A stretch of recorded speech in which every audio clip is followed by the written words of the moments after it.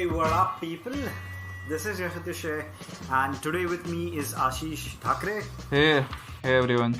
He is my co-founder and a good friend. We work together at Learnor. We create some amazing content. I hope you have checked it out already. And in this episode of the Lessons from the Screen, we're going to talk about a phenomenal movie called Anand. It's just a brilliant movie. It has a lot of personal importance for me, a lot of emotional importance in my life.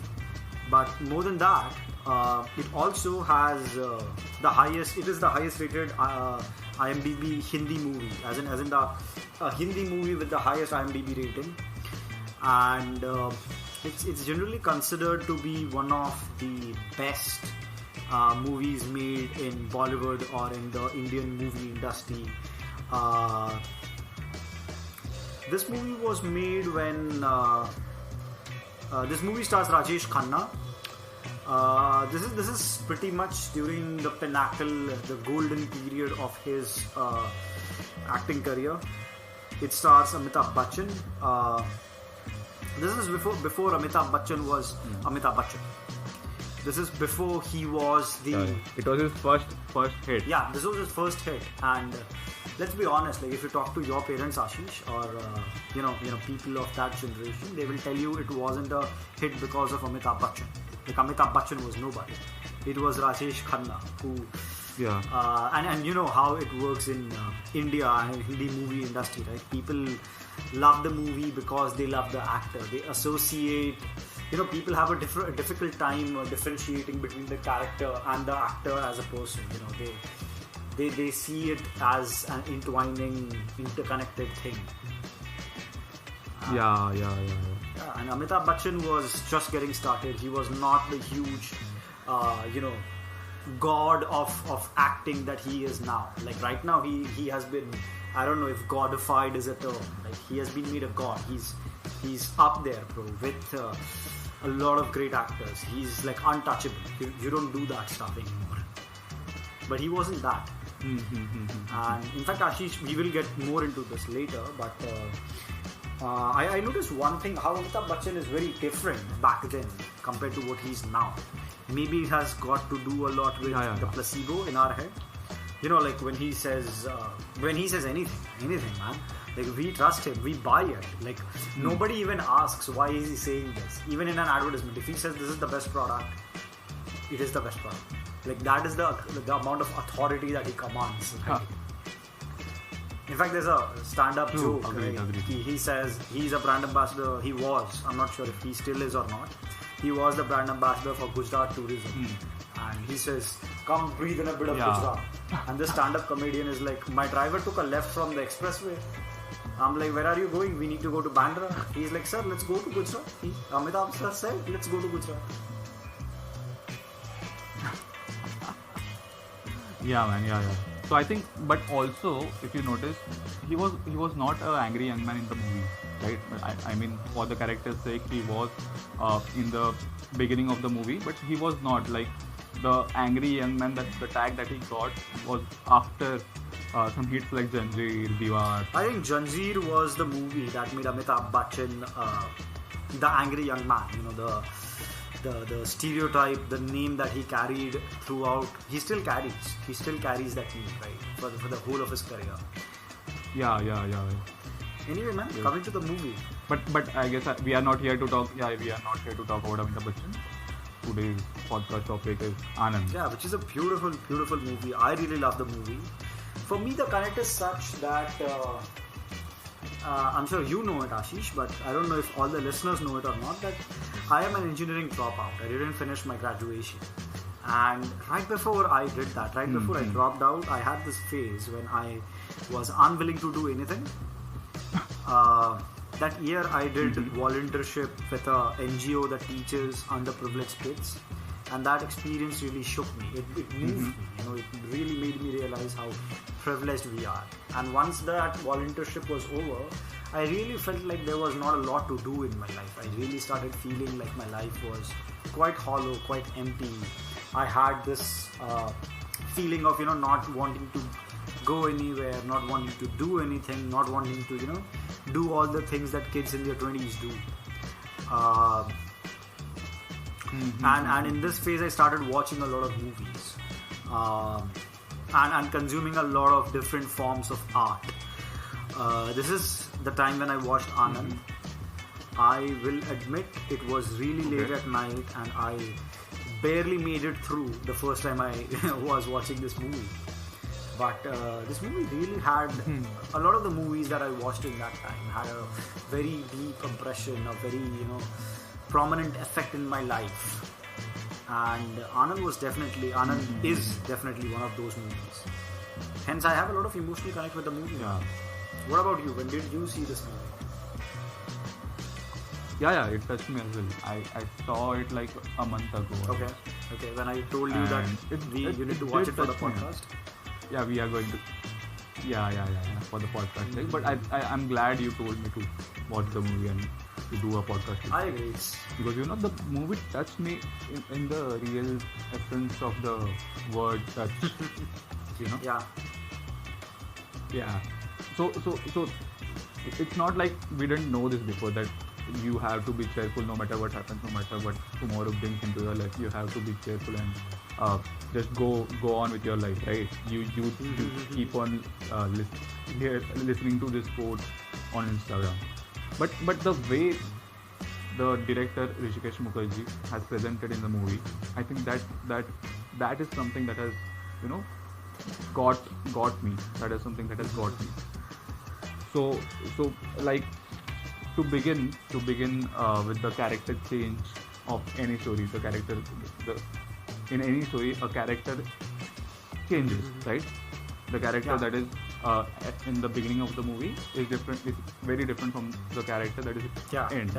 So-called hero's journey. The hero's journey. So I know the movie is about Anand, and it revolves around the story of Anand, but it also shows the character evolution of the character Bhas. Yeah, who's the doctor played by Amitabh Bachchan. Yeah.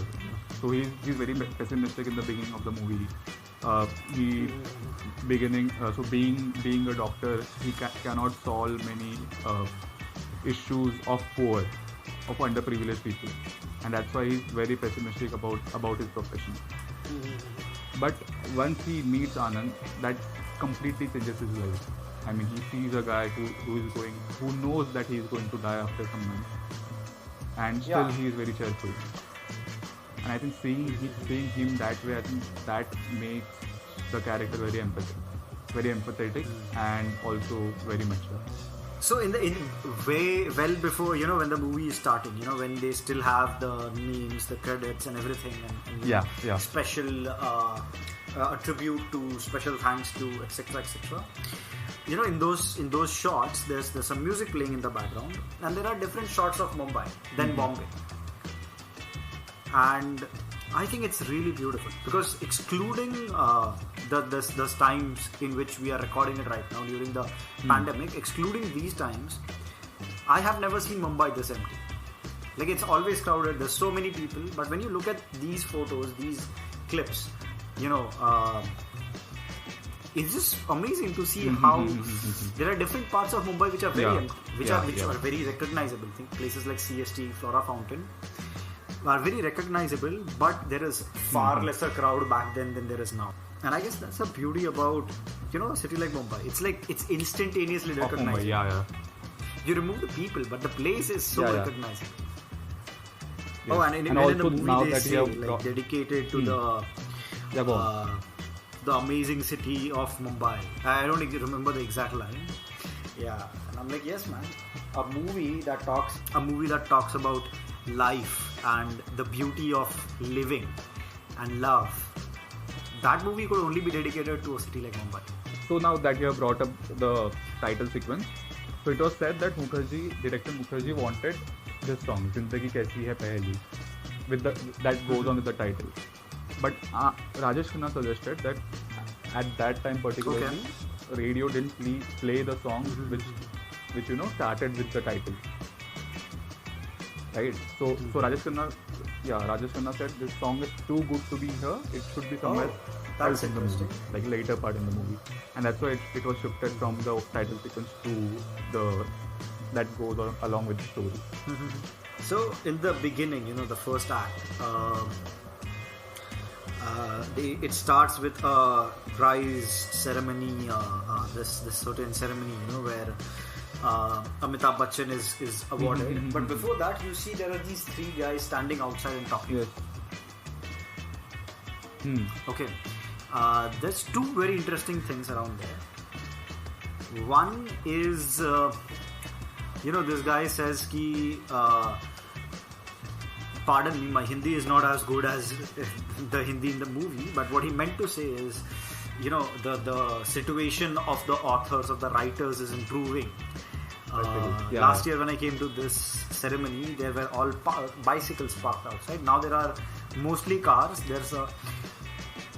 Is that what he meant to say, or was it like a social commentary on the situation that now, not only writers are writing books, writers are still the people who come on bicycles, but there are these doctors and these other people from other professions who are already well-to-do are now coming here and giving us competition.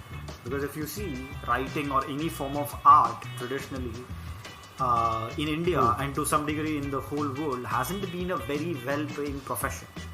And especially there are stories of writers in Indian movie world who were great writers, but they never got the kind of fame that the actors who played the roles that were written by these actors, by these writers got. But it could also be something like maybe late 60s and beginning of 70s was the time when the scene for writers changed. Not all the writers, but the writers that were in the top 10 list of the movie, and I think maybe the scene changed for them, and I think it was a commentary about that. Yeah. Could be. The other thing, I don't know if you noticed or not, but one of those guys, the guy who says this dialogue, this guy is sweating. He is sweating a lot. I don't know if you paid attention or there's like a river of sweat running down his brow, around his cheek. Hello.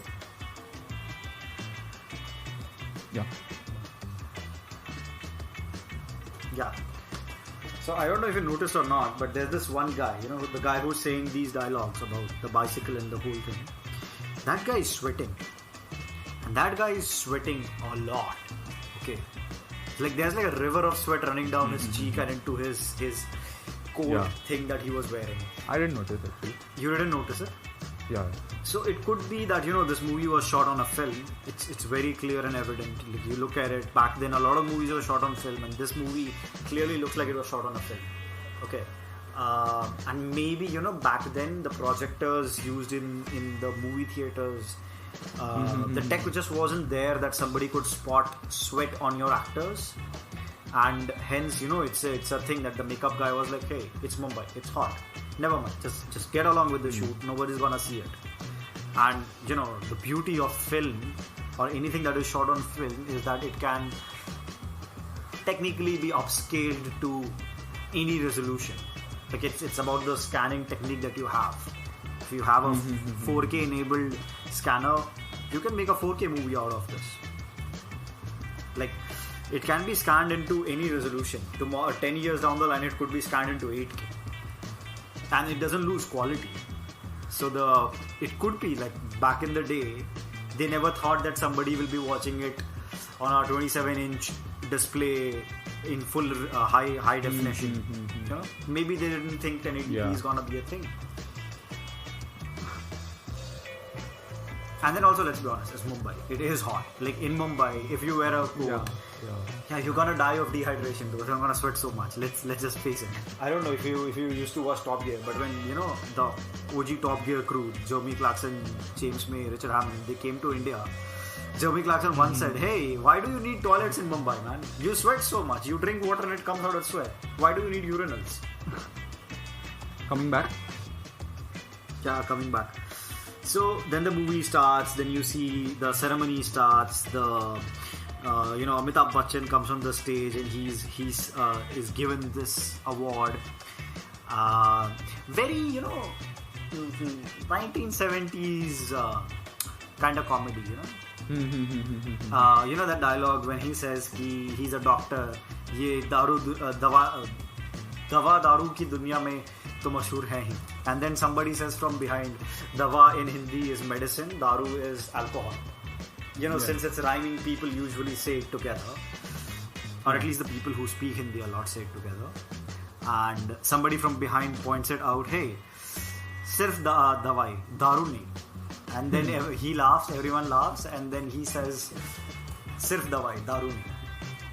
Very 1970s kind of comedy, that was such a 1970s joke, man. Yeah, and particularly the writer's joke. Literal, taking the literal meaning out of the word. Yeah. That was absolutely the kind of joke I can see my dad making, and then me going facepalm and just leaving the room, just leaving the conversation. I'm like, Dad, these jokes are really 1970s, Yeah.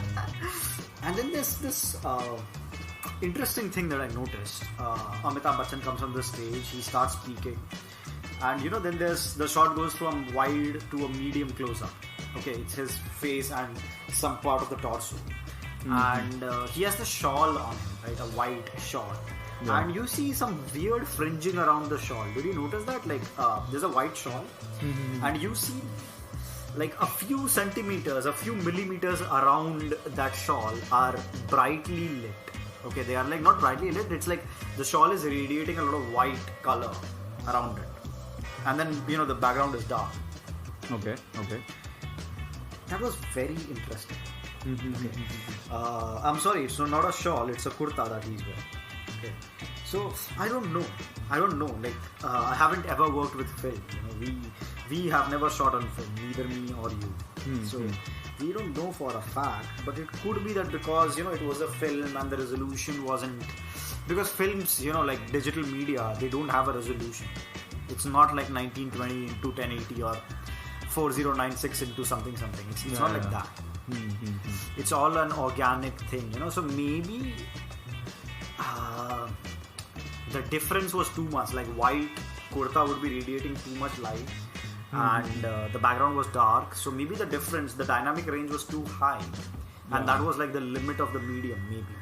Maybe it also could be lens, I'm just curious. I don't know if somebody in our listeners has actually worked with film or knows this. Please point it out. I really want to know. Is it because the film was the limitation, or is the lens the limitation? Because I've heard that back in the day, back in 1970s, the process of making lens and the process of making glass in general was not as good. The tolerances were very much there, and broader tolerances usually, that's what happens right now with cheaper lenses. Like if you buy like some no-name lens, they will have more fringing and more distortion, especially in lights. They'll have like a lot more, the blues will look a little like purple kind of distortion compared to if you buy like a legit lens from Sony or Carl Zeiss or one of these good brands. True. You could see the difference. Yes.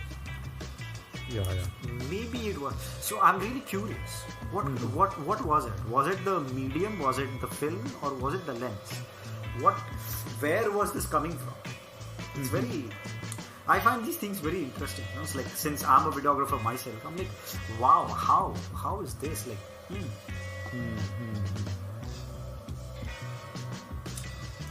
You notice anything interesting about this part of the movie, the beginning of the movie?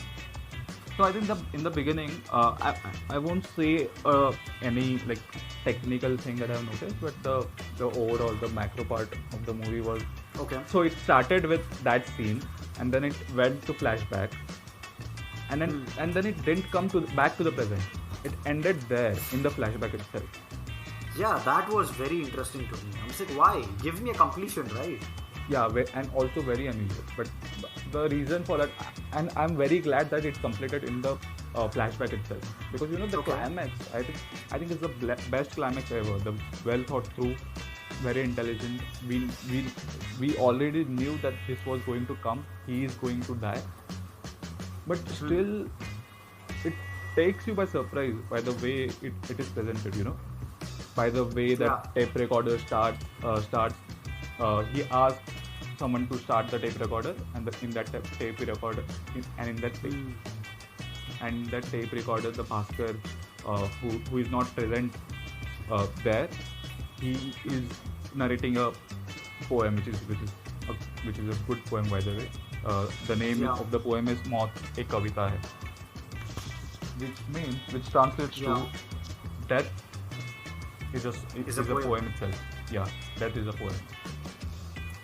So the way it is presented, he starts the tape recorder. The exact moment when he dies is when the tape recorder kicks in, and the poem starts. Actually, it's like there is something else recorded on the tape. By the way, for those who don't know what tape is, it's okay. We are all young people, too young to remember what tape is. But this is really old tape. Okay, the kind of tape recorder they show is something even I haven't seen ever in my whole life. Like, this is not like a cassette player. It's like a real tape that you would have seen probably in, I don't know, I have only seen it in old movies. There's this two huge round thingies on which the tape gets rolled up. It looks pretty much like a cassette, but much bigger than that. I don't know the technical differences between a cassette and this kind of tape recorder. The thing is, this tape had something else on the beginning of it, and the downside with tape, or I used to have a Sony Walkman when I was very young, so I remember this was a problem with the cassettes as well. Like, you cannot just skip to the next song. You have to press fast forward and then sit and wait and hope that you press play at the right time. So it's a one continuous thing. So there is something else in the beginning of this tape, and he wants to listen to that, and then he dies while listening to that, and everyone's getting emotional and crying, and at that very moment the tape reaches the part where they recorded the poem, and the poem starts playing. It's such a the timing is really amazing. And you have heard this poem before in the movie, but when it plays at that time, it is a completely different. It has a completely different meaning. I'm sorry, because of the changed context now. True. And I think after just when he dies, Bhaskar enters again, and he is sleeping there, and I think that's when Rajesh Khanna's part starts. Yeah, exactly then. Yes. So he's dead. He's already dead, but that's when he says Babu Moshe and the next part that he sings. Because if you have noticed the earlier scene where this is actually recording, where they are actually recording this, in that scene itself, so Amitabh Bachchan completes his poem and Rajesh Khanna goes somewhere, and I think that's a pause of 30 or 40 seconds. Yeah. And then Rajesh Khanna starts his line. Yeah. So which is, I think, the timing is great, man. And also, how can someone think this well? Like it's such a thought through scene, the whole climax thing. So do you know this guy, the director? Hrishikesh Mukherjee, yes, he's also one of the main writers. I think he co-wrote. He's a co-writer in the script. Yeah, he's one of the writers in this movie. With Gulzar. The whole screenplay is written by Gulzar. And also, one of the interesting things that I read while researching for the movie is the director, he insisted, Gulzar, that you should show that Anand is going to die in the first scene itself. Okay. Because he didn't, and that's why the whole speech thing is when the audience knows that Anand is going to die. Makes sense. And the reason for this was that director didn't want the audience to keep guessing whether he's going to die or not. So that the essence of the movie is not gone. so that they know Yeah. that he's going to die, but he's also acting in the way he's acting and being completely cheerful. Yeah, I think that, like, now that I think about it, if the movie was made in a way where you were kept guessing throughout the movie if he's gonna live or Yeah. die, then at the end you would be really sad that he died. Yeah. I think that would be the emotion you would walk out with. Oh, it's really sad, man, he died. It's like if the movie had a happy ending, I would be happy. But now it's not the case. Like, because you already knew he's gonna die, you knew the end. You sort of knew the end. It's it's kind of the same trick that they played in Better Call Saul. Like, you know the end of Saul. Yeah. Yeah, like, in the beginning, he's not even Saul. He's not even Saul Goodman. I'm not gonna spoil the whole thing for you guys. But then, come on, you came to this podcast. You know there's gonna be a lot of spoilers. But, yeah, basically he's not even Saul Goodman. But you know what's gonna happen. He's gonna turn into Saul Goodman, the guy you see in Breaking Bad. So you know the end. And that's the game. That's the game. Like, though you know the outcome, you're still interested in knowing how that outcome was achieved. How he became Saul Goodman. And I think it's kind of the same game they play here. In the beginning, ever since the character of, even before you see Rajesh Khanna, but you hear about him, you hear about the character Anand, you know he's gonna die. Before you see him, you know he's gonna die. Okay, so you know what's gonna happen. It still keeps you hooked on, how that is gonna happen. And also the journey of the character. He know he's going to die after 3 or 4 months, but still he's always cheerful. He's not thinking about his death all the time. But also there is one particular scene in the song Kahi Dur Jab Dil Jaye. Yeah. So wherein he's thinking something, Amitabh Bhaskar comes from behind and he sees that he's deeply thinking, and then afterwards he asks, "What are you thinking?" And then Rajesh Khanna goes on. He almost said it, but he didn't. Yeah. He changed the topic. So I think that also shows that that deep within he was frightened. Yeah, and that is, I think, the most beautiful thing. Like, if you remove that song, then he becomes a very superficial guy, very unrelatable, always happy, always jolly. But this one song makes him very relatable. It shows that even he is human, even he has vulnerabilities, and he knows that he's gonna die, and that is something that would scare anyone, and it scares him too. But he has chosen not to be, a bitch to that feeling, not be a slave to that fear of, oh my god, I'm gonna die. And also, on behalf of Rajesh Khanna, the character Anand, I would like to tell Amitabh Bachchan, get the fuck out of the balcony. Stop listening to my personal conversations, okay? Stop listening. Just stop doing it, okay? Give me my space, bro. But dude, Anand doesn't get. Okay. Anand doesn't get to say that, man. Anand comes on their first date ever. Like, okay, let's be honest, himself. Okay. Like, he invites himself. Like, he's like, मैं इनका setting करवाऊंगा, हम लोग दोनों जाना चाहिए, लेकिन मैं भी तुम लोग के साथ आऊंगा, क्योंकि मुझे पता है मेरा दोस्त जो है वो हक देगा. अरे, that was weird. He gets them together, he sets them up on a date, and then he's like, but I'm gonna come with you because I know he's gonna mess up. I'm like, dude, okay. Okay, I guess it's one each. Okay, it's a tie game. But man, this is definitely one of the good works of Gulzar. But when you see, I personally feel he has done even better works. Like, that guy was a true legend. And sometimes it makes me really sad to see. I lately also saw this other old Hindi movie called Mother India. And I'm not a person who watches a lot of Indian movies. I don't like Indian movies in general. But there are some of these oldies which are really phenomenal. Anand is one of them. Mother India is one of them.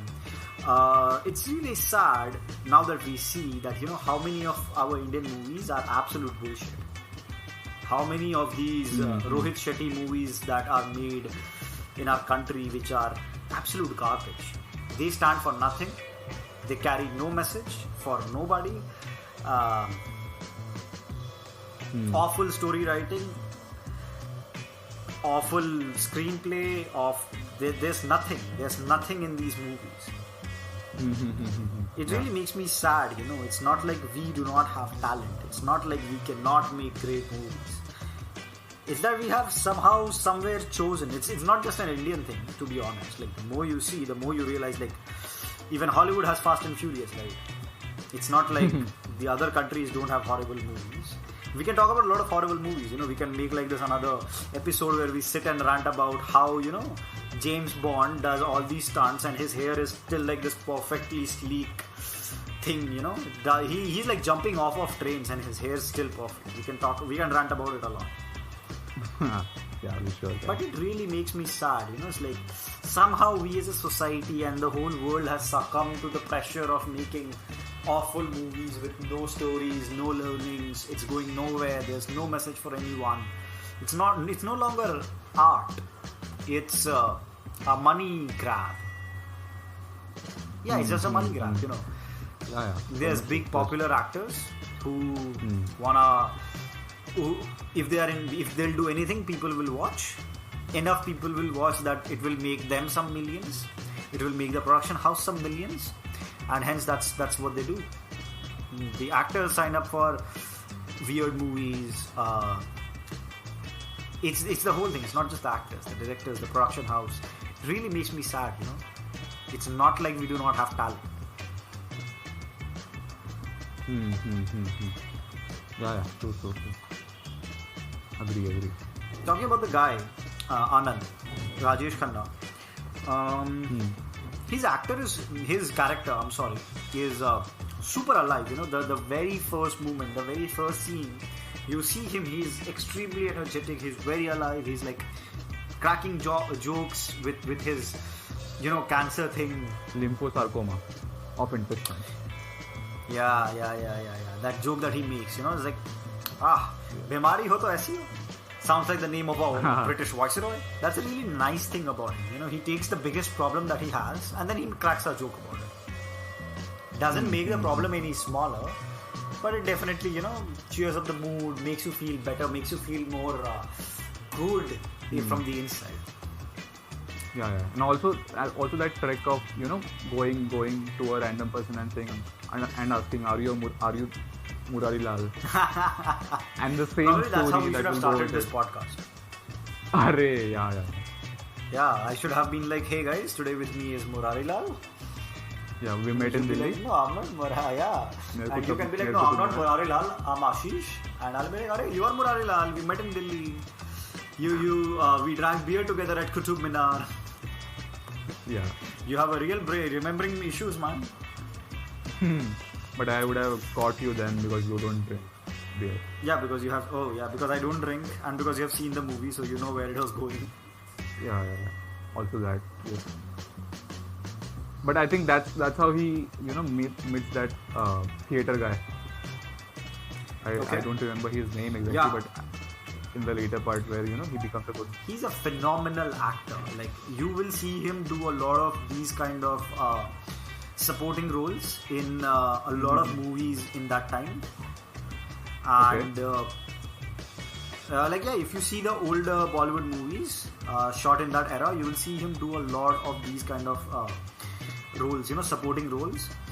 I don't know why he mostly did those kind of roles, but he was a phenomenal actor. Actor. Like, you see him do those kind of roles, he's really good at them. He really brings a lot of energy in those scenes that he does. Always. Every kind of movie. Yes. Now also now that we are on this topic of supporting actors, I think everyone should watch a movie known as Kamyab on Netflix. Okay. What is that? It's a movie about supporting actors. How a supporting actor who has 49 movies in his name but he realizes that later in his life where he has stopped doing movies.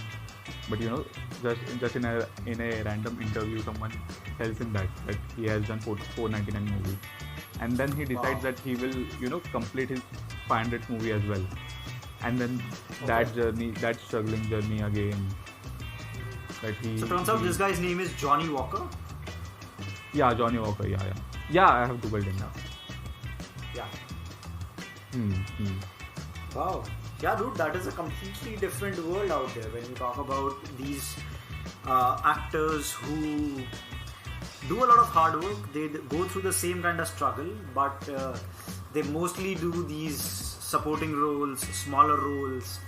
They never get the kind of stardom that lead actors, Shah Rukh Khan, Amitabh Bachchan, Rajesh Khanna, Leonardo DiCaprio, Tom Hanks, these kind of people get. They don't get those kind of stardom, but in every way, or in a lot of ways, maybe not every way, but in a lot of way, they do similar kind of hard work. They go through similar kinds of struggle. Some of them are really good at acting. Yeah, they actually are. If you want to know more, go ahead and check out Once Upon a Time in Hollywood. Yes. That movie doesn't exactly talk about it, but yes, it does talk about a lot of the things that do happen behind the scenes. Yeah, and also so coming back to the movie. So coming back to the movie Anand. So this movie was written in 1954. Wow. And guys, if you don't know this, the movie was released in 1971, but the movie was written back in 1954 by the director, thinking that his friend Raj Kapoor is going to die because of some illness. I know. He did recover from whatever the illness that was, but the idea of that his friend is going to die in some time, that made him write the movie. Yeah, and also trivia. I think the term Babu Moshe, which Anand used to call Bhaskar, is originally used by Raj Kapoor to call the director. That's what Rajesh Kapoor used to call him, right? Yeah. I think that's the story, right? That's what he used to call him, and hence he. Raj Kapoor, who himself was one of the legends, the ultimate legends of Hindi cinema, of Indian film industry. I guess that's a beautiful thing about this movie, like the people in this movie were either already legends or were about to become legends. Yeah. Pretty much everyone in this movie, people who worked around this movie, were either already legends or they became legends in the Hindi cinema world. Yes. It's just beautiful. In fact, when you see Raj Kapoor, there's some of his movies which are absolutely outstanding. Yeah, the same movie. I guess the same year or the year before that, the Raj Kapoor a movie directed and starred by Raj Kapoor, Mera Naam Joker, which is 4 hours 15 minutes long. I think that's like people call that a magnum opus of Raj Kapoor. Okay. And I think he won like best director award for that. So it was a competition between friends, like Rishikesh Mukherjee for Anand and Raj Kapoor for Mera Naam Joker. So these both movies were were nominated together for the same award. Together, yeah.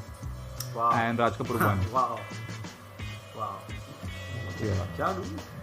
Those were definitely very different times, and this was definitely wow, it's very difficult now that I think. Like, this is a real-time realization, guys. I didn't note this down in my diary. Now that you think of it, this movie is such a gem. It has the highest IMDb rating for any Hindi movie. It has so many stars in it. Everyone, pretty much everyone, not everyone I would say, but pretty much everyone related to this movie or who has worked in this movie was a legend or became a legend. Wow, this movie is definitely turning out to be a huge gem, like more than I actually thought. And talking about gems in this movie, I think this movie gave us the best dialogue, like the best quote in any Hindi movie ever. Zindagi badi honi chahiye, lambi nahi. Yeah. Which translates to life should be big, not long. Okay, now that I think about it, it sounds kind of wrong when I translate it into English. But I hope you get the point. Life should be larger. Like, get your minds out of the gutter, guys. Come on, this guy has cancer. Okay, he's gonna die. Like, get your minds out of the gutter. Come on. In fact, this is the dialogue he gives us in the very beginning, the first scene when we see him in the very beginning. Amitabh Bachchan tells him he's very jolly and everything, and Amitabh Bachchan tells him, "Do you even know what disease do you have?" And he's like, "Yeah, I have some sort of tumor in my stomach." And he's like, "You have lymphosarcoma of the intestine." And he's like, and he jokes on the name. He's like, "Wow, that's a brilliant name. That's like a rich person's disease. You know, it sounds like the name of a British viceroy." And then Amitabh Bachchan gets really mad. And he's like, "You have any clue what this is? You have any clue that you how much time do you have on this planet? You have any idea how serious this is?" And then he says that he knows how serious it is, and he says that at max I have 6 to 8 months and you know everything. And then Amitabh Bachchan gets the gravity of it. You know, that's when the shit really hits him in the face. Okay, that this guy, it's not like he's an ignorant asshole. He knows it. He knows everything, and still he chooses to be happy. Still he chooses to be, you know, optimistic. Yeah. I think, and that's when he also says that आने वाले गम के वजह से खुशी के पल भी बर्बाद कर देते हैं. Yeah. He gives a beautiful analogy. He does a great explainer there. Yeah. Like he says that, you know, essentially he says ki death is a moment. Death happens in a moment. You know, it's like one moment you're alive and the next moment you're dead. You're gone. But before you die, there are millions of moments that's gonna come and go. Why do you wanna waste them? Why waste that? In the anticipation of that one moment. Anyways, when you're gone, you're dead. But when you're alive, be really alive. I guess that's the whole summary of the movie, to be honest. Those few dialogues that he says is the whole summary of the movie. Yeah. And talking about how good of a job Rajesh Khanna did. See, I haven't seen a lot of his movies, to be honest. I should, probably, but I haven't seen them so far. So maybe it's that I lack context. But wow, Rajesh Khanna has done such beautiful acting. It looks as if it is coming naturally to him. It's like every time I will see Rajesh Khanna, I will see Anand in it. Like it's the kind of character you have just associated that character with that person. You think it's the same thing. They did such great job at acting. You feel like it's the same thing, you know. He is Anand. He's not Rajesh Khanna. Yes. And also, I don't know if you know this, but Kishore Kumar and Mehmood, they were considered before them. Before this show, they were considered by the director. Okay. And it's really a stupid story why Kishore Kumar didn't feature in the movie. Why is that? The reason for that is, so director Hrishikesh Mukherjee went to Kishore Kumar's house, but there was this one Bengali dude that didn't took some loan from Kishore Kumar and didn't pay him back. And so Kishore Kumar instructed his watchman that no matter what happens, you won't let this guy come in my house. Who? And so the watchman, the dude that took a loan from Kishore Kumar.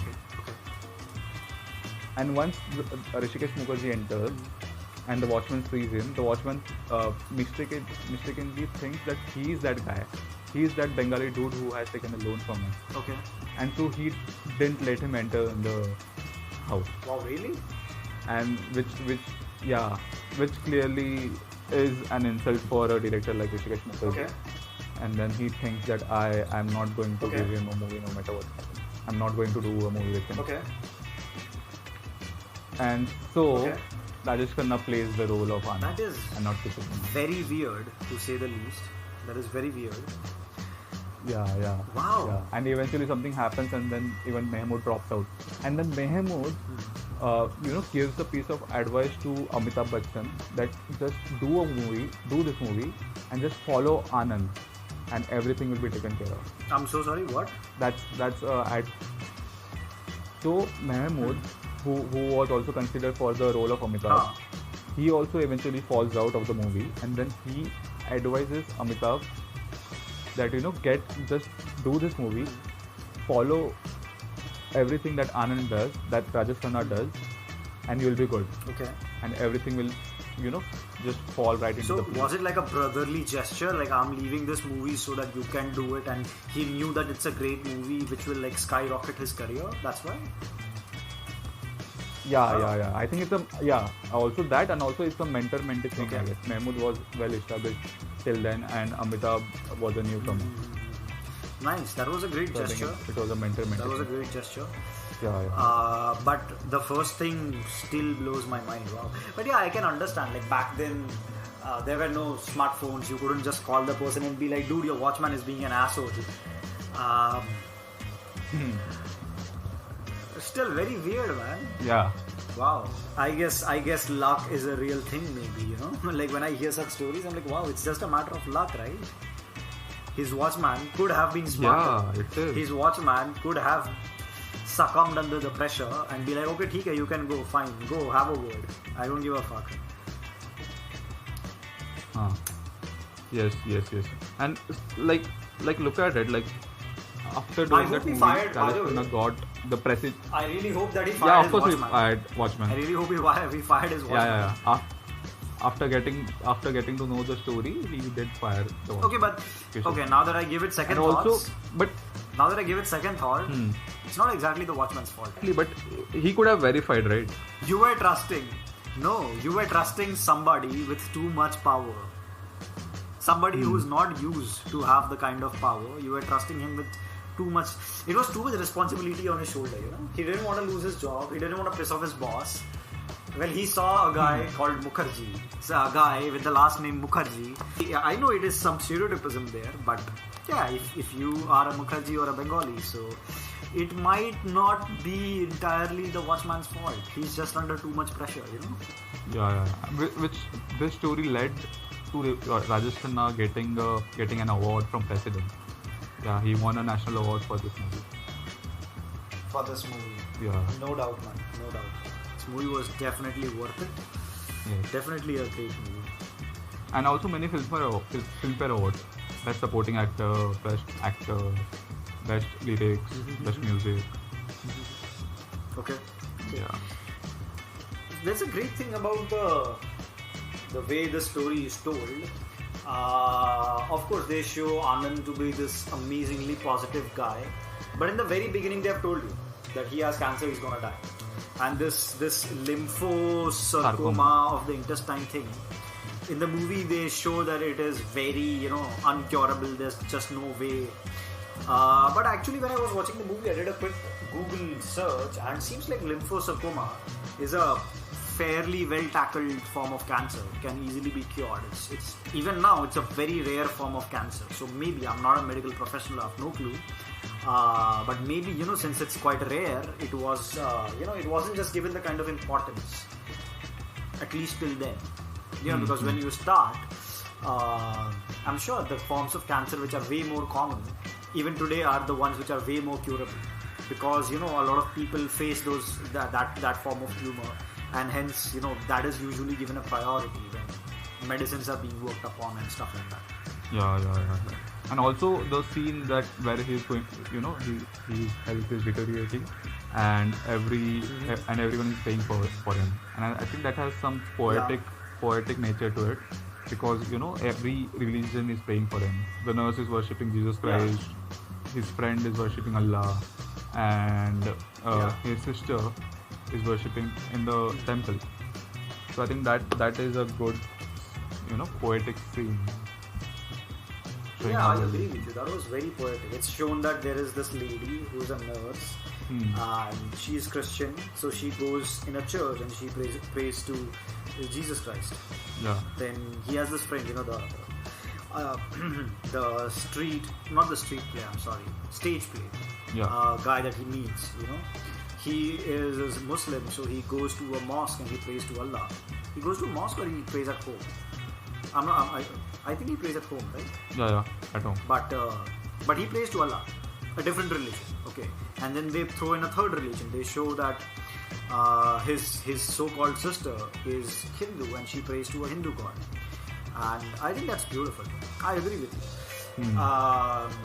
It's not just poetic; it's also a very inherent thing in us humans that when we are in trouble and we are absolutely helpless, we turn to God, we turn to Sri Krishna, we turn to Lord Rama, we turn to the holy fire, we turn to Allah, we turn to whoever, whatever the form of your deity is, whatever is your super greater power in the world that you believe in. It could be any form of God, a Hindu god, Jesus Christ. It can be karma. It can be the universe. It can be the energy, whatever you believe in. But whenever you are stuck, whenever any human being feels absolutely helpless, they turn to their so-called superpower. Now you could believe in any form of superpower, but yeah, everyone turns back to someone or something. You could be an absolute atheist, and you could be thinking about your mom, or how it would be better if your mom was there in absolute difficult times for you. So we all just believe in someone, something. Doesn't have to be the same thing, the same person, but we all do. Did you pay attention? Amitabh Bachchan in this movie, he maintains a diary. Okay. Yeah. He uses a fountain pen to write his diary. Did you notice that small detail? Yeah, I noticed. Yeah, it's amazing, right? Like, you see, fountain pens are really good. A lot of people don't use them. Most people don't use them, but I use them. I know fountain pens are really great. And the other thing is, back in the 1970s, I'm sure the movie was shot in the late 60s, I believe. In 70s, and also the movie is shot in 28 days. In just 28 days. 28 days, I didn't know that. Yeah, that is amazing. Yes. But so back in those days, I think fountain pens the only way you could write in India. Like the only pens you could get were fountain pens, I believe, or the only most common ones, I think so. Because I have heard my mom and my dad say that back when they were kids, they were in school, they had fountain pens. Yeah. Yes. So maybe it was that. I have also heard from some people that back then, fountain pens were like this thing, for the rich, educated people. If you had a fountain pen, that meant you were rich and educated and classy and sophisticated. And if you had a ballpoint pen, was for like laborers, uneducated folks, people who used to traditionally keep accounts in shops, because let's be honest, in India, accounting wasn't a thing done by really, well-educated people for a long time. Yeah. Usually it was done, for a long time, it was done by people who were somewhat educated, but not very well-educated. A clerk. Because, in fact, a clerk has been in India a stigma for quite a long while, I don't understand why it is, because honestly there are people in every profession who do amazing job, and then there are people who don't. They're just not good at it, they don't like the job, they're just there because it keeps the food on the table.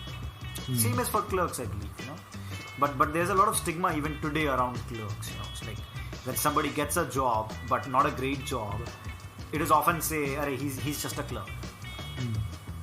So but yeah, ballpoint pens were for people who used to keep a track of labors, who used to write it down. Okay, these many labors worked in a factory today. Were like factory supervisors, or as we talked about, people who used to keep accounts in shops. It was for them. Amitabh Bachchan plays the role of a doctor. Doctor in India, even today, in 2020. Doctor is one of the most prestigious, if not the most prestigious profession. They're really looked upon.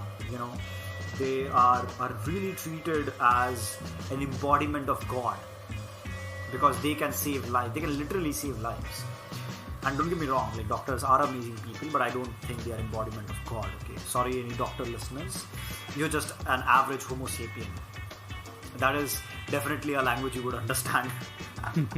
But all the jokes aside, he's a doctor, and a doctor. Maybe that is why he was given a fountain pen in this movie. Because dude, you're a doctor. You are like the physical embodiment of God. You represent too much, and hence you have to have a fountain pen. Yes. There are a lot of these kind of small details here and there in the whole movie. So another this cool thing, that I noticed, like a thing that I just noticed is, there's a lot of close-up shots which are slightly out of focus. They are clearly out of focus, but they are not very out of focus. They are just slightly out of focus. They are like a mushy image of and especially because it's a close-up, it's very noticeable. Yeah. And I was very curious, like a movie which was definitely a big budget movie according to those times, back in those days. Like I'm sure the budget would look minuscule now, but back then, adjusting for inflation and movies were not as expensive to make back then as they are now. Because if you notice in this movie, it's absolutely completely shot in Mumbai. But we'll get back to that again. Yeah, so but, there is one trivia. There is one trivia that so Rajesh Khanna, he didn't have any dates for the song, for the song on the beach, which is, I guess, Zindagi Kaisi Hai Paheli. He didn't have any dates for the song. So what they did is they shot Rajesh Khanna part later and Amitabh Bachchan part later. So Rajesh Khanna is just walking in the movie, walking on the beach. That part is shot differently. Oh, makes sense. Yeah, and I think that's why they decided that so the song will just play in the background. He won't any lip sync to the song or anything. I think the song was not ready yet, I guess. Okay, makes sense. That makes complete sense. So he is just walking. That's a fun little tidbit. Yeah. So another fun thing that I noticed is, at some parts in the movie there are close-ups which are out of focus. Okay, it's not completely out of focus, but it is just ever so slightly out of focus. You can very clearly see it because it's a close-up. It's very much noticeable. If it was a wide shot, maybe it wouldn't be, that noticeable unless you were really looking for it. Yes, I noticed. And I was very curious, It's like it's a big budget movie, especially at least according to those times, it was a fairly well budgeted movie. Like they could afford Rajesh Khanna, Amitabh Bachchan, so many big actors in that movie. So what went wrong? What I realized is back in those days, since it was shot on film, there was no real-time way of knowing how your shot has come. You really had to, do a lot of guesswork. There was a lot of, knowing the luminance meter, right? A lot of people still use is basically what tells you, how good your exposure is and what is the amount of lighting on your subject. These kind of things, like nowadays you can absolutely do a phenomenal shoot without a luminance meter or a lot of these things, because it's a digital format. You can see it when we shoot our videos for LearnOr. We can see the real-time feed of what the camera is seeing behind the camera on the display, right? That just wasn't possible back in the film days. Like you have to shoot, go back to the studio, develop the film, and only then you can see. So I'm guessing, some of these shots came out of focus. They realized it while editing, and they were like, hey, what should we do? Well, the director was like, well, it's a small scene. We'll cut down the timing of the close-up for some more time, and let's hope people don't notice, because, you can't get Rajesh Khanna, Amitabh Bachchan and so many huge stars back together for, we just couldn't nail the focus on one shot, can we do it again? That can't be done. That would be really expensive. So I guess they were like, okay, we'll make the best with whatever we have. I guess that's my theory. Like, why there were some shots which are out of focus. Yeah. Could be. Another thing, talking about the film, this movie is in 4:3 aspect ratio, which is very weird, very weird, because I would expect it would be in CinemaScope, 2.31:1, the ultra-wide CinemaScope, which most movies are shot in. Because CinemaScope was definitely a thing by the 1970s, by when the movie came out, and there's a lot of movies in the Hollywood which came out in this time where using CinemaScope. So I don't know. I'm very curious. I don't have a definitive answer again.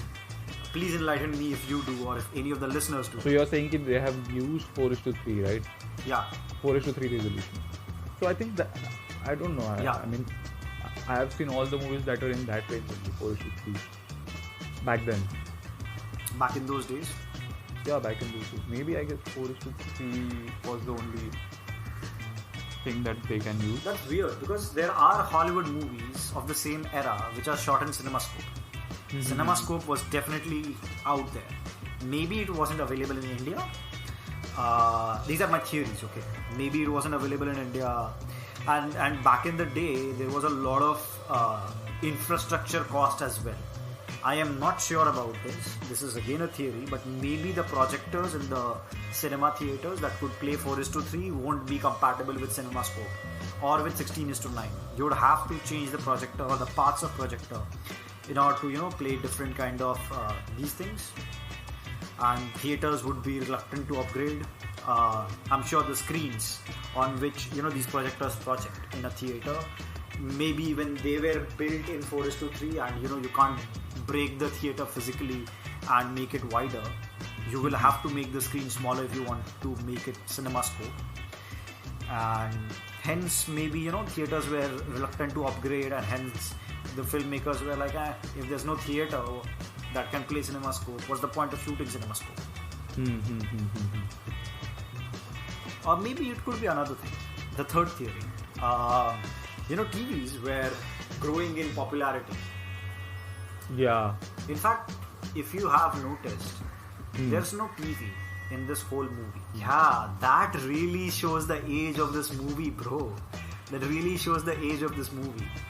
These are some affluent people living in Mumbai, which was and is the biggest and the best city in India. You Delhi people, don't try to challenge it, okay? Don't try to challenge it, you Delhi people. But anyhow, they're living in a huge metropolis city. Some of the affluent family, they're really affluent people, and still they don't have any television in their house. Look at how the tech has evolved. Look at how things have changed. And this is when TV was starting to pick up. A lot of people were now getting televisions in their home. And it was actually, there was some more time before actually people could afford televisions in India. And maybe the filmmakers, they saw it coming. They thought this is the tech of the future. Maybe they thought that televisions are the way to go. And if you would have, I don't know if you know this or not, but the older televisions, the CRT ones, the big ones, they were mostly 4:3. Most of these televisions were. Yes. In fact, that is the reason why if you see old TV shows, they are shot in 4:3. Because they were supposed to be seen on a screen which was 4:3. So maybe the filmmakers thought that TV is gonna be the medium of the future, and people will stop going to theaters, and hence they wanted to make something which is consumable on TV. Could be. Yeah, which is, now that I think of it, the third possibility seems very much possible, because ever since the history of going to theaters has existed, there has also existed some technology which has been claimed that this will replace going to theaters. People won't go to theaters anymore because this is the thing. That's what even Netflix says, or any online streaming platform says, right? Yeah. That's the whole goal. Or that's what people pitch you. Like, this is going to replace going to cinemas, man. And probably now, today, in 2020, we are the closest to actually doing it than we have ever been before. Yeah. Talking about which, do you think, will we ever arrive at a point where, cinema theaters and multiplexes will close and nobody will go to a theater to watch a movie? See, I think the business of cinema and theater will reduce, but it won't completely shut down, because there is some experience that goes with going to cinema and watching a film than watching a movie sitting on your bed. When you go out in the theaters and watch the movie, there's a whole different experience. You're sitting with your family, or you're sitting with your friends. You're having a good laugh if it's a comedy movie. And I think that collective experience that the cinema that brings, I think that will still have some time for it. I think that business still has some time remaining. Yeah. Okay. I mean, I know you could say that you can also do that while sitting in a house and watching a movie on TV with your family and friends. But I think it's a different experience. Okay. And now that we are in a lockdown, I think that people are craving more for it. And I think once the theater starts and everything, gradually shifts back to a previous normal, which I think is a distant thing. Is a distant dream. Yeah, it's a distant dream. But I think once it gets back to normal, I think people will go back to theaters and watch a movie Which to me personally, the whole pandemic seems like a big nail in the coffin. Might not be the last nail in the coffin, but definitely is a nail in the coffin for these cinema theaters and multiplexes. Yeah. Because now people are really scared of going to a closed place where there's a lot of people in the same room. True. And I think now the release of a movie called as Gulabo Sigabo, like the commercial movie, which is an Amazon Prime Amitabh Bachchan release. Yeah, Amitabh Bachchan and Ayushmann Khurrana, and they released the whole movie on Amazon Prime, and not they didn't even wait for the theaters to start again. Yeah, which is something new in India, but it's not that new for the cinema world in general. There have been quite some feature films which have been released only online. In fact, when you see Netflix's whole model, really, is built around this. Is built around having really great original content. And Bandersnatch, the Black Mirror episode, is really a game changer. As a videographer, I can see the difficulties of shooting something like Bandersnatch. From the sheer production level, I'm not a techie. I have no clue what goes in a browser, behind the scenes, in the servers, in order to make that happen. But it is an absolute game changer. When you see, I am given the illusion. In Bandersnatch, I'm given the illusion that I can control the outcome for my protagonist. I cannot control the outcome. There are only a certain number of ends that Bandersnatch has. I don't know how many hours you have wasted, but I have definitely wasted a lot of hours going through, every possibility. And I found out there are, I guess, only 4 possible ends. I guess it's 2 or 4. There are a certain number of possible ends which have been determined. And every permutation combination at the end of the day leads to that. Yeah. But the power is the illusion that you have control. It is the illusion that you can affect the outcome. And the beauty of this illusion is that because you think you have the power to control the outcome, when things start going south and you are given with a choice whether you want to kill your father or there is something else which is equally very gruesome, you start questioning yourself. The viewer starts questioning themselves, because they thought they had control. Yeah. And they still want to believe that they have control. But they neither want to kill their father nor do the other gruesome thing that I can't remember. And that really makes them question themselves. It gets in your head, man. It gets in your head. And that is something like theaters, it's gonna take them a long time to reach there. Long time. If they ever reach that point.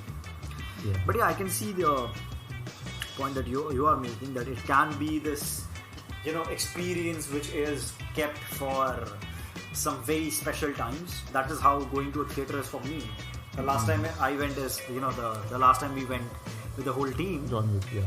So with all of that said and done, Ashish, this movie is quite ahead of its time. Yeah. It was ahead of its time in quite a lot of ways. So there's this actress, that Amitabh Bachchan falls in love with, and Anand, Rajesh Khanna, Amitabh Bachchan in this movie being the kind of guy, who couldn't muster the courage to go ahead and ask the girl out and ask her mom for permission to marry her and everything. Rajesh Khanna takes the liberty on himself. He's being that typically annoying friend. Takes the liberty, goes to her, the actress's mom, and says, there's this guy that she already happens to know. He's a doctor and everything, and he's my brother. I would want you to marry your daughter to him.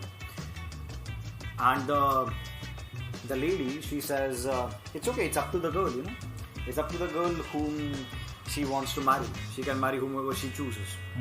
That is very ahead of its time. That was very ahead of its time. Back then in India, and even today, a huge chunk of marriages that happen are arranged marriages. Yeah, these days it's way more common, you get to meet your bride or groom before you get married. And you get to talk to them and everything, but still, an arranged marriage is arranged marriage. Right? Back then, it was an absolutely a very, very rare thing. I'm sure there was a lot of people who, in our parents' generation and the generation before that, who had love marriages. Yeah. But that was, as you said, very rebellious act. And the idea that a mother says that my daughter can marry whomever she wants to marry, that is absolutely unthinkable back then, I'm sure. Yeah. Sure, like a lot of people were like, this movie is very modern, I don't think I can relate to this specific part. Yeah. And I also remember when he goes to her house and he meets his mom, he meets her mom. There are some people, there are some like guys who are sitting, just beside her house. Oh yeah. Yeah. And they kind of like tease her, tease him, and they kind of don't look her in the in a positive way.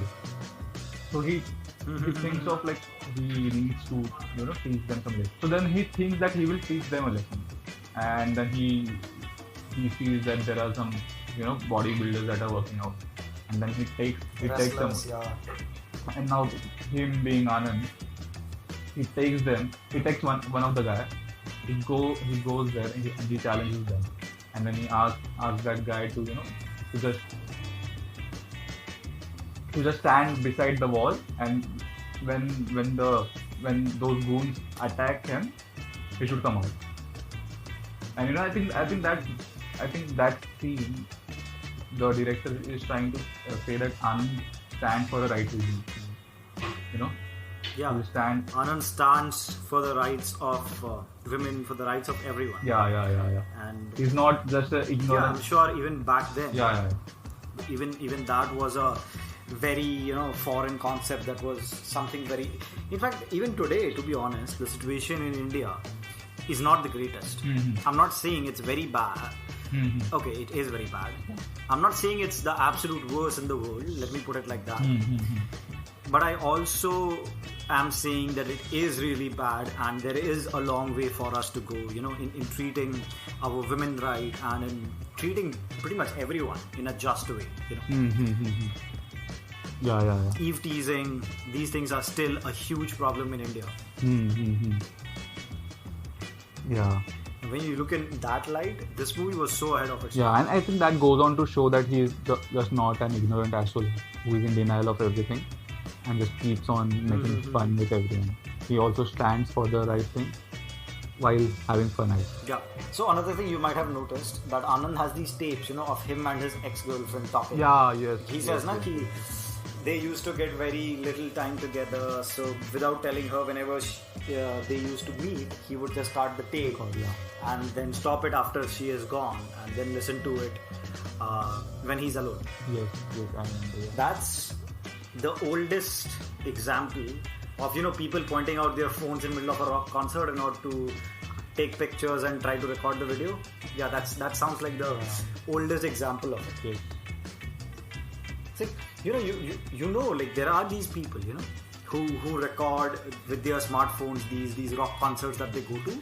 Then they put it on Instagram and Snapchat or whatever the cool kids put it these days on. I'm like, that is pretty much useless. Like a phone is never going to pick up the audio good. It's always gonna blow up. Nobody wants to watch it because the audio keeps blowing up and it's gonna be mostly dark and you can't see shit anyways. So you just stop doing that. Just enjoy the concert that you are in, right? Yeah. It's somehow it's people like to blame it on us millennials, but turns out Rajesh Khanna was also doing this, dude. Yeah, man. And without her consent, recording a concert. Yeah, which is something that did raise an alarm in my head. It's like, oh, that doesn't seem right. But towards the end, this is where I think there is quite a lot of overacting, especially when he's dying and when everyone knows that he's gonna die, he's serious. I think there's a lot of crying, a lot of extra drama that has been added to it. So, it's like there's some extra salt on top. Usually this would be, a big no-no. It's like, but I get it. It's a great movie. It's a Bollywood movie. It has to have some, melodrama in it. Yeah. So yeah, I guess like that is definitely like one bad thing, downside of this movie. But it's very possible in this case. I would pass it because the movie is great. It's a Bollywood movie back in that time. Even today, Bollywood movies do have a lot of melodrama, too much, extra drama, overacting. And this is like a good 30-40 years ago, right? So, forgive it. I think that is something that distinguishes, Bollywood. Like that day, Bollywood and the Bollywood, some movies that Bollywood has right now, I think. The melodrama, the drama that keeps on continuing for no reason. I guess the movie industry, does what the audience wants, like the target audience wants. Like if you see a lot of Hollywood movies, for instance, they tend to, you see something like Jobs, okay, versus you read the books. You read the book, you know which book I'm talking about, Steve Jobs, by Walter Isaacson. There is quite some differences there. It's, I think every movie industry takes some creative liberties depending on what kind of audience they are trying to cater to. So that's a Bollywood thing. Maybe we Indians do genuinely like a lot of drama. Yeah. So yeah, that's a Bollywood thing, bro. Yeah, dude. Other than that, the strangest thing according to me is at the end there is no credit roll. All the credits come in the beginning with those beautiful shots of Mumbai. Other than that, there is no credit roll at the end. Yeah, true. Which is very surprising. I thought there is some sort of rule, right? That you have to have a credit roll at the end which has the name of everyone who has worked. Because if you see in credit roll of a lot of movies, you will see parking assistant's name, you will see the location manager is a fairly this thing, but you will even see things like parking assistant, parking manager. These people were literally as far as my knowledge goes, I could be wrong, parking assistant is somebody who helps these movie stars when they come on the set for shoot. These are the people who help them park their cars, which when you think about it doesn't seem to be huge enough to be in the post movie credits, but it is there many a times, pretty much always, because that's what the rule mandates them to do. So I don't know, how did they get away with not having a post movie credit roll? Maybe the rule is not in India, it's only in Hollywood. I'm not sure on that, but it was very surprising to me. Yeah, man, very rare. Maybe it's because you told in the beginning, right? They wanted the movie to end with that poem and death of Anand and that strong message, and they just didn't want to dilute it with a credit roll at the end. Maybe. I guess that's all my points. You tell me, is there anything else you want to add? I'm good. I think we have covered all the points I guess. Okay. Yeah. So what is your one biggest takeaway from the movie Anand? I think the director has shown this. The directors and writers have shown this in the best possible way that tomorrow you don't know what tomorrow is going to come. True that. Yeah. So maybe it's, while we are at it, just enjoy the present. Okay. No matter how fucked up tomorrow is, or tomorrow will be. You don't know. You don't really know what tomorrow will bring. But I think it's best to be in the moment and to just enjoy it. Wow. Because personally, I've been there. I know whenever I get happy, there is this constant feeling in the back of my head that even this moment is going to get over, and things are going to get back to normal, or they'll get even worse. So what happens is you cannot enjoy the moment, the happiness when you think like that. When you think about the future and that the feeling is going to pass. So I think it's very important. It was very important for me to watch this film and I can take this message home. That it's best to enjoy the present, no matter what happens. Don't think what tomorrow will bring in your life. Yep. Great, man. Great. What do you think? What is your best message out of the movie? One biggest takeaway from the movie is again, I think it has to be that enjoy the small things. This guy Anand, at some point he tells the cook, the house help, I will say house help, the guy that Amitabh Bachchan has in his home. He's not exactly a cook because he cooks, but he also does laundry, he also cleans the house, so he's a house helper. And Anand tells this guy that I just like two things: eating and talking. Yes. That really shows, how authentic, childish, unaltered, uncolored he is. He enjoys the small things, man. Good food is great. Good food is one of the greatest pleasures you can have, right? While it lasts, because there's a problem with food that I have learned during quarantine. It takes you like a lot of time to cook and very little time to finish. Yeah. But all the jokes aside, enjoy the small things. Good food is a thing. Enjoy it. You are on a run. Enjoy that. You are drinking your favorite cup of coffee. Enjoy that. You're into wine, whiskey, whatever. Enjoy that while it lasts. It's only gonna last for so long, and that's true with life as well. Just enjoy the small things that you have.